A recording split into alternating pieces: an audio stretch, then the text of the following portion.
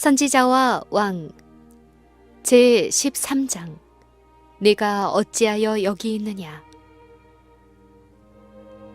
엘리야가 호렙산에 피신한 사실이 사람들에게는 숨겨졌으나 하나님은 아셨다. 피로에 지치고 실망한 선지자는 그에게 엄습해오는 어두움의 세력과 홀로 싸우도록 버려지지 아니하였다. 하나님께서는 엘리야가 숨은 굴 입구에서 그와 만나시고 한 힘센 천사를 통하여 그의 필요를 알아보시고 이스라엘에 대한 하나님의 목적을 밝히셨다. 엘리야가 전적으로 하나님을 의지하는 것을 배우기까지는 바알 숭배에 빠진 자들을 위한 그의 사업을 완성할 수 없었다. 갈멜산 상에서의 놀라운 승리는 더욱더 큰 승리를 거둘 수 있는 길을 열어놓았다. 그러나 엘리야는 이세벨의 위협 때문에 그의 앞에 열려있는 좋은 기회로부터 돌아서 버렸다. 하나님의 사람은 주께서 그에게 주시기를 원하시는 뛰어난 지위와 비교해서 현재의 그의 지위가 미약함을 깨달아야 했다. 하나님께서는 당신의 신임하는 종을 만나 엘리야야, 네가 어찌하여 여기 있느냐고 질문하셨다. 나는 너를 그리 시내로 보냈고 그 후에는 사렙다 과부에게 보냈다. 나는 네가 이스라엘로 돌아가 갈멜산에서 우상 숭배자의 사제들 앞에 서도록 명하였다. 나는 너를 능력으로 띠띠워 왕의 마차를 이스라엘 성문으로 인도하게 하였다. 그러나 누가 너를 이처럼 급히 광야로 도망하게 하였느냐? 너는 무슨 사명을 띠고 여기에 와 있느냐? 비탄에 빠져있던 엘리야는 불평을 토로하였다. 내가 만군의 하나님 여호와를 위하여 열심히 득심하오니 이는 이스라엘 자손이 주의 언약을 버리고 주의 단을 헐며 칼로 주의 선지자들을 죽였음이오며 오직 나만 남았거늘 저희가 내 생명을 찾아 취하려 하나이다. 천사는 선지자를 굴 밖으로 불러내어 산 위에 올라가 여호와 앞에 서서 여호와의 말씀을 들으라고 명하였다. 여호와께서 지나가시는데 여호와 앞에 크고 강한 바람이 산을 가르고 바위를 부수나 바람 가운데 여호와께서 계시지 아니하며 바람 후에 지진이 있으나 지진 가운데도 여호와께서 계시지 아니하며 또 지진 후에 불이 있으나 불 가운데도 여호와께서 계시지 아니하더니 불 후에 세미한 소리가 있는지라. 엘리야가 듣고 겉옷으로 얼굴을 가리우고 나가 굴 어귀에 섰다. 하나님께서는 거룩한 능력을 힘있게 나타내심으로써가 아니요 세미한 소리로 자신을 당신의 종에게 나타내시기로 선택하셨다. 하나님께서는 당신의 목적을 가장 성공적으로 성취시키는 것은 언제나 최대의 시위 운동을 하는 것만이 아님을 엘리야에게 가르치고자 하셨다. 엘리야가 여호와의 계시를 기다리는 동안 폭풍이 휘몰아치고 번갯불이 번쩍이고 삼키는 불이 휩쓸고 지나갔으나 그 모든 것 가운데 하나님이 계시지 아니하였다. 엘리야의 급한 성미는 가라앉고 그의 정신은 부드럽게 되고 억제되었다. 그는 이제 하나님을 조용히 신뢰하고 굳게 의지하면 이 어려운 때에 필요한 도움을 받을 수 있으리라는 것을 알았다. 영혼들로 죄를 깨닫고 회개하도록 하는 것은 항상 가장 해박한 하나님의 진리를 드러내므로 되는 것이 아니다. 사람들의 마음을 감동시키는 것은 웅변이나 논리가 아니요 성령의 아름다운 감화로 말미암는 것이다.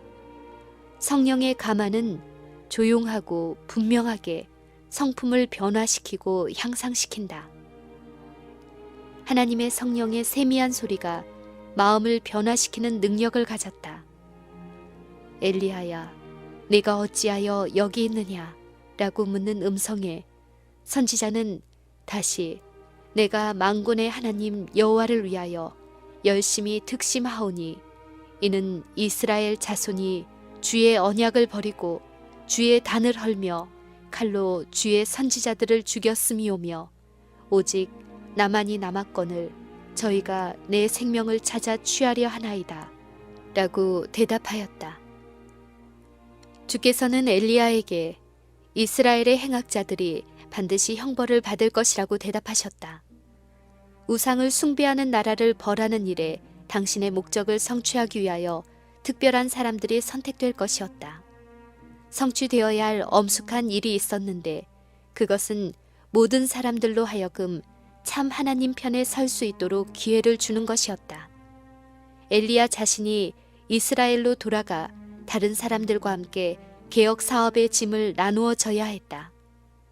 여호와께서 엘리야에게 명하시기를 너는 내 길을 돌이켜 광야로 말미암아 다메섹에 가서 이르거든 하사엘에게 기름을 부어 아람 왕이 되게 하고 너는 또 님시의 아들 예후에게 기름을 부어 이스라엘 왕이 되게 하고 또 아벨 무홀라 사밧의 아들 엘리야에게 기름을 부어 너를 대신하여 선지자가 되게 하라. 하사엘의 칼을 피하는 자를 예후가 죽일 것이요 예후의 칼을 피하는 자를 엘리사가 죽이리라고 하셨다. 엘리야는 이스라엘 땅에서 자기 혼자만이 참 하나님을 섬기는 자라고 생각하였다. 그러나 모든 사람의 마음을 훤히 다 아시는 하나님께서는 오랜 배도의 세월을 통하여 당신께 충성스럽게 남아있는 다른 많은 사람들이 있다는 것을 선지자에게 나타내셨다. 하나님께서는 내가 이스라엘 가운데 7천인을 남기리니 다 무릎을 바알에게 꿇지 아니하고 다 그 입을 바알에게 맞추지 아니한 자니라고 말씀하셨다. 낙담과 표면상으로 패배한 것처럼 보이는 날 동안에 겪은 엘리야의 경험에서 끌어낼 수 있는 많은 교훈, 곧 일반적으로 사람들이 옳은 데서 떠나는 것으로 특색을 이룬 이 시대에 사는 하나님의 종들을 위한 귀중한 교훈이 있다. 오늘날에 성행하고 있는 배도는 선지자 엘리야 당시에 이스라엘 백성들 사이에 널리 퍼졌던 그것과 동일하다. 오늘날의 군중들은 하나님보다 인간을 높이고 인기 있는 지도자들을 찬양한다. 그들은 또 재물을 숭배하고 계시의 진리보다 과학의 가르침을 높임으로 바알을 따르고 있다. 의심과 불신은 그들의 정신과 마음에 해로운 가마를 끼치고 있다. 많은 사람들은 하나님의 계시의 말씀을 인간의 학설로 대체하고 있다. 인간의 이성을 하나님의 말씀의 교훈보다 더 높여야 할 시대에 우리가 이르렀다고 공공연히 가르치고 있다. 의의 거룩한 표준인 하나님의 율법은 효력이 없다고 선포되고 있다. 모든 진리의 원수는 기만적 능력을 가지고 남녀들로 하여금 하나님이 계셔야 할 자리에 인간의 제도를 두고 인류의 행복과 구원을 위하여 제정된 제도를 잊어버리도록 하기 위하여 그의 기만적인 능력을 행사하고 있다. 그러나 이 배도가 널리 퍼지긴 했지만 전 세계적인 것은 아니다. 세상의 모든 사람들이 다 불법적이고 죄악적인 것은 아니며 모두가 다 원수의 편에 가담한 것도 아니다. 하나님께서는 바알에게 무릎을 꿇지 아니한 수많은 사람을 가지고 계시며 그리스도와 율법에 관하여 더욱 충분히 깨닫기를 갈망하는 사람들과 예수께서는 속히 오셔서 죄와 죽음의 지배를 끝내실 것이라는 희망을 버리지 않은 많은 사람들을 가지고 계신다. 그리고 알지 못하고 바알에게 예배하는 많은 사람들이 있으며 이들을 위하여 하나님의 성령께서는 아직도 애를 쓰고 계신다. 이런 사람들은 하나님과 그의 말씀의 능력을 미리 배워 아는 사람들의 개인적인 도움이 필요하다. 이와 같은 시대에 사는 하나님의 모든 자녀들은 적극적으로 다른 사람들을 돕는 일에 종사하여야 한다. 성경의 진리를 알고 있는 자들이 빛을 갈망하고 있는 남녀들을 찾아내려고 애쓸 때에 하나님의 천사들이 그들과 함께 할 것이다. 천사들이 가는 곳에는 아무도 전진하기를 두려워할 필요가 없다. 헌신한 일꾼들의 성실한 노력의 결과로서 많은 사람들이 우상 숭배를 버리고 살아계신 하나님을 섬기게 될 것이다. 많은 사람들이 사람이 만든 제도에 충성하기를 그치고 두려움 없이 하나님과 그의 율법의 편에 설 것이다. 진실하고 충성된 자들의 끊임없는 활동에 많은 것이 좌우되므로 사단은 하나님을 순종하는 자들을 통하여 성취될 하나님의 목적을 좌절시키기 위하여 할 수 있는 모든 노력을 다 기울인다. 사단은 어떤 사람들로 하여금 그들의 높고 거룩한 사명을 보지 못하게 하고 이생의 쾌락에 만족하도록 한다. 그는 그들로 안일에 빠지게 하고 보다 큰 세상의 이익을 위하여 선을 위한 능력이 될 수 있는 자리에서 옮기도록 유도한다. 그는 또 다른 사람들을 반대와 핍박으로 실망하게 하여 의무의 길에서 물러서게 한다. 그러나 하늘은 이와 같은 모든 사람들을 가장 부드러운 동정심을 가지고 바라보신다. 하나님께서는 영혼의 원수로 인해 그들의 음성이 침묵된 하나님의 모든 자녀들에게 내가 어찌하여 여기 있느냐는 질문을 하신다. 나는 그대들이 온 세상에 나아가 복음을 전파하여 하나님의 나를 위한 한 백성을 준비시키도록 그대들을 임명하였다. 그런데 왜 그대는 여기 있는가? 누가 그대를 보냈는가? 그리스도 앞에 놓인 기쁨, 곧 그로 하여금 희생과 고통을 참게 한 기쁨은 구원받은 죄인들을 보는 기쁨이었다.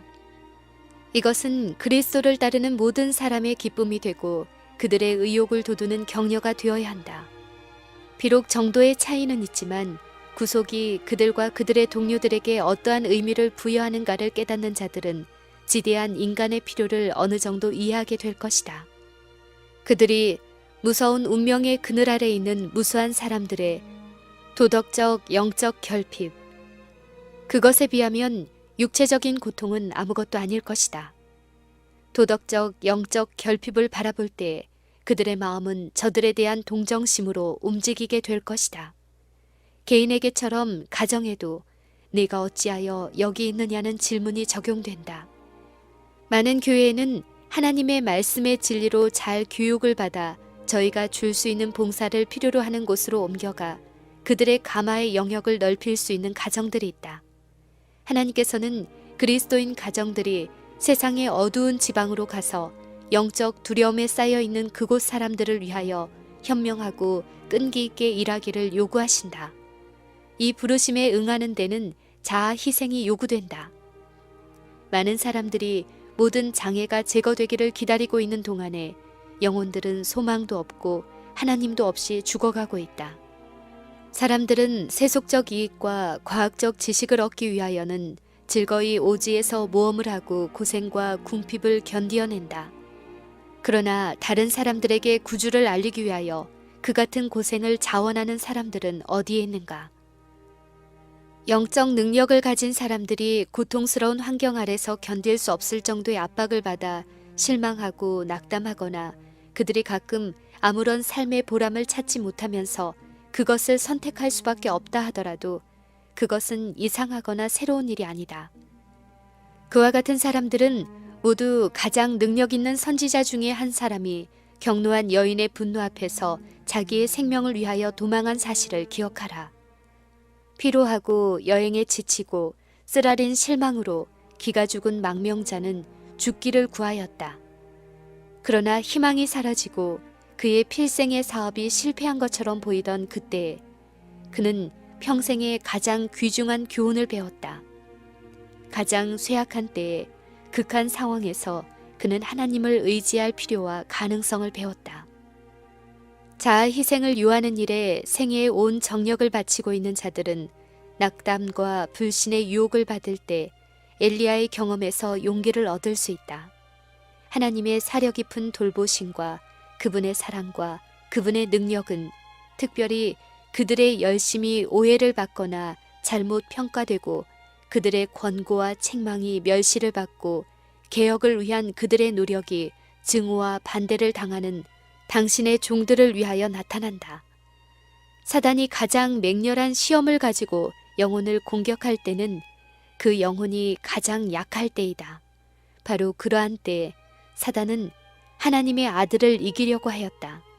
그는 이러한 계책으로 인류에게서 수많은 승리를 얻었기 때문이었다. 의지력이 약해지고 믿음이 결핍될 때에 오랫동안 의를 위하여 담대히 섰던 자들이 유혹에 굴복하였다. 40년 동안의 방랑과 불신에 지친 모세는 잠깐 동안 무한한 능력을 가지신 하나님께 대한 신앙을 잃었다.